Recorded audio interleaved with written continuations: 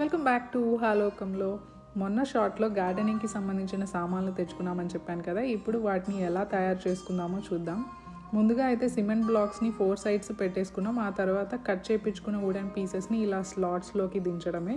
కింద కార్డ్బోర్డ్ పెట్టుకోవాలి. First layer mulch add చేసుకుంటున్నాము, ఎందుకంటే మట్టిని లాక్ చేసి ఉంచుతుంది, సో దట్ ఆ స్లాట్స్లోంచి బయటికి వెళ్ళిపోకుండా ఉంటుంది మట్టి. ఆ తర్వాత layer raised bed miracle grow వాళ్ళది రేస్డ్ బెడ్ సాయిల్ వేసుకుంటున్నాను. బ్లాక్ కవ్ వాళ్ళది కవ్ మాన్యూర్. ఇదంతా హ్యాండ్ రేక్ హెల్ప్తో అటు ఇటు కలుపుకొని నీట్గా అరేంజ్ చేసేసుకున్నాం. ఆ తర్వాత స్ప్రింక్లర్తో వాటరింగ్ చేయడమే. వర్షం పడే ఒక 2-3 రోజుల ముందు మనం వేసుకుంటే వర్షానికి మట్టి అంతా తడిచి బెడ్ అంతా రెడీ అవుతుంది అనమాట.